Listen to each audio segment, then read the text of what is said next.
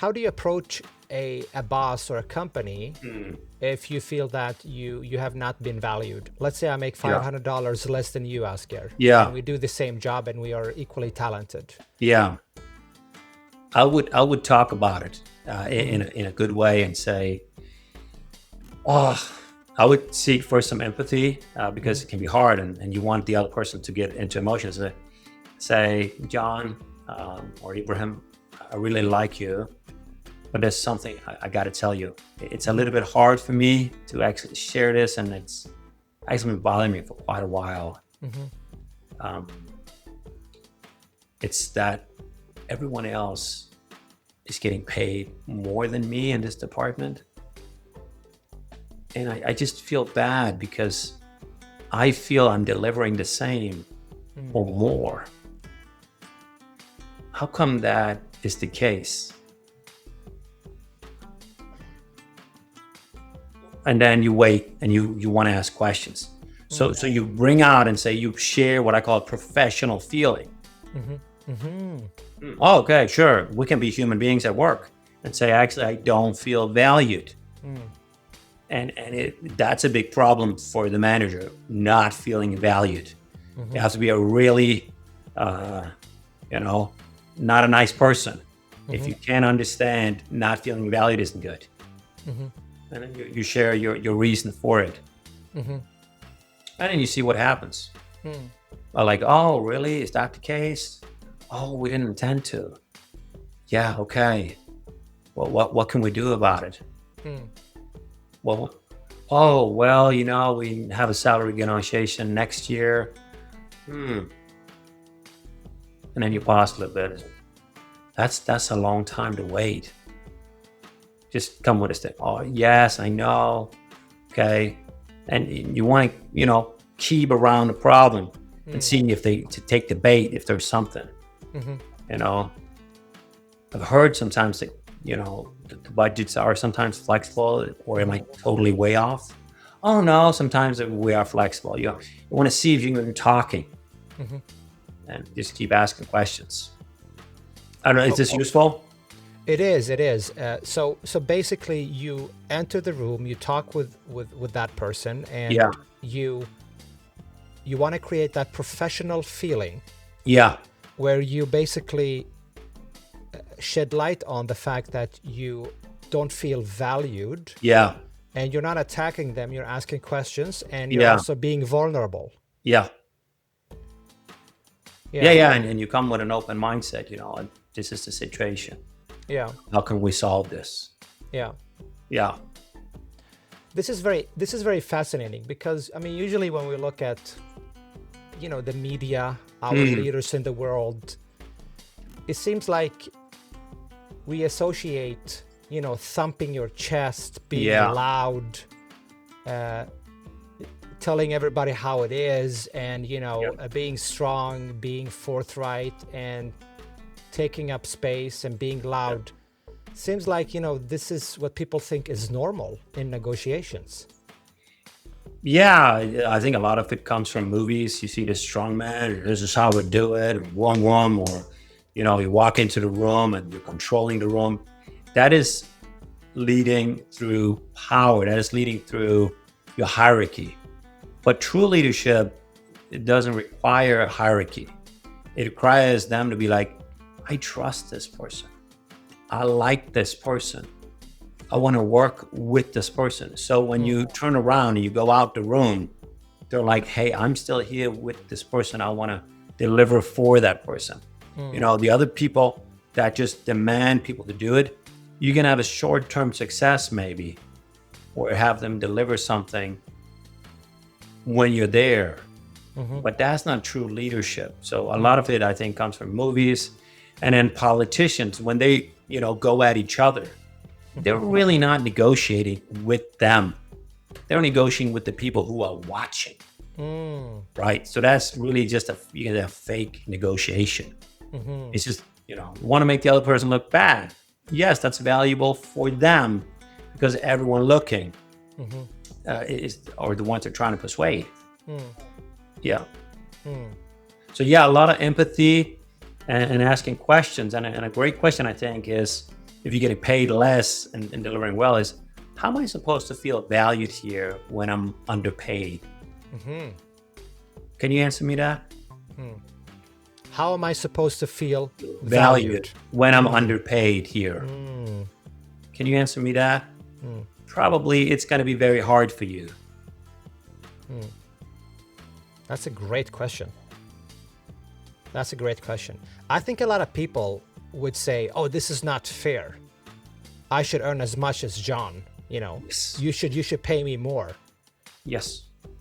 And this is you going into attack mode and being really aggressive, really powerful. There's a time and place for that. But at the end of the day, the negotiation success doesn't rely on you telling them what to do. It doesn't rely on you having great arguments, a little bit, but mainly it's about you realizing, oh yeah, that's right. When you come to the phrase, that's right. Oh, I see where you're coming from. Oh yeah, that I think that's right. You know, I compound you with a lot of arguments, but you just might get defensive. And that's what usually people do when they feel attacked. It doesn't really matter if you're right, if your arguments are valid. Yeah. If you attack me, the natural state is I will be defensive. You will attack back, be defensive. You'll go right into what we talked about with Daniel Kahneman. System one, the fast one, the quick one, the aggressive one. And you probably act out from your ego, status, fear, loss of recognition, maintaining your hierarchy. Should you also have that kind of mindset, the professional feeling, making the other person feel that you don't feel valued when it comes to negotiating when the power dynamic is unequal? Yeah. So who's in power when we're negotiating? It's almost always the one who asks the questions. So, for instance, let's say someone comes to me. Let's say I booked a meeting with someone because I want to sell them something, and if they're very, demanding, like, oh, ask, so what you got for us? What should we buy from you? That's a question. They are in control.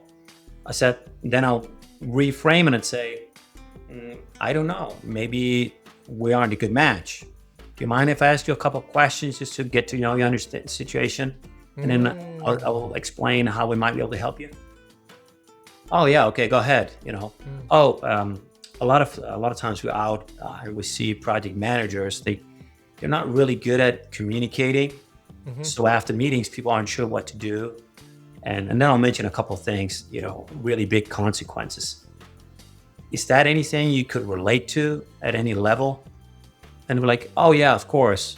And then I'll be like, do you mind me sharing how we've helped XYZ company solve a similar problem? Oh no, go ahead. Then I do my pitch and I answer, but I don't answer before. It's kind of like, hey, I'm in control. So questions is usually a great way to get control back. So asking good questions. Yes, That's good powerful. questions. Or if it's very tough, somebody's speaking badly to you, you're like, is it really necessary with that tone? Oh no, I didn't really mean to. Oh, okay. You kind of call them out on that, but you're still asking a question. You're asking a question and not being triggered, and that way you bring them down a little bit. Yes. But had you attacked them back, you'll raise the level. Yes. It's like, don't talk to me like that. And the struggle is on. Voice is still a little bit aggressive. So is it really necessary with that tone? But you still in a nice way and see if the bait, oh no, I didn't really mean to. I just had a bad day. Oh, no worries. Let's just go on, That's great. That's great. So question is the number one thing I would say. And then also you can redirect them to what is really important, right? So let's say, which is a classic one that comes up, is price always, right? And so the services I charge, I can say that they're higher than the average. They're not the highest, but if you're like, oh wow, that's a little bit high, you know. So I'm like, okay, well, what are you looking for? Like cheaper solutions or a little bit more high quality, where with a higher likelihood of really making an impact? You know, oh no, we're looking for high quality, okay, because you know we're a team of 10 people I work with, and we've had more than 40,000 people in our courses, so we know what works because we always evaluate with the clients and the participants. Okay, yeah, okay, but you know what? It's those sort of things. You kind of change the frame to what's the result rather than the price. Also think about that. I would say is which direction are you going into? So usually when people bring up the price, if you would give me a percentage rate, would you say 70% of the time you're able to convince them, or does it happen that they just say no because of the price? So if they just want a price right up front, you can give that to them. But again, I would ask them, if I could, do you mind me asking a couple of questions just to understand your situation better? Then I can give you a price, because we have a lot of different services. Oh, well, okay, you can, ask. So again, I would try to ask questions, get them more involved with that. And if you basically just give a price, it's usually just a no. They're not interested. Maybe they're looking for a price because they need to. If it's a public company, maybe they need to go out and get 3 offers, but they already have one.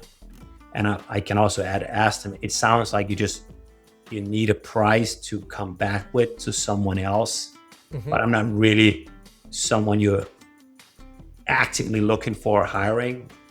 Is that right? Well, yeah, it is actually. We kind of have one that we already picked, but we need. Okay. Do you mind me asking what I'm up against, just real quick, before I send you the price? Well, we're up against XYZ. He's been here for 3 years, and okay. I don't think I can do much about it. If I can't really, so okay, here's the price. Or if I can, yeah, we're a little bit more expensive, but what you get with us is XYZ. Could that be anything of interest? Adding that. So again, asking questions, getting to know more. And if they basically need the price, you also think about your own time. Is it really worth it for you? Maybe it's just the price, and then move on to someone else.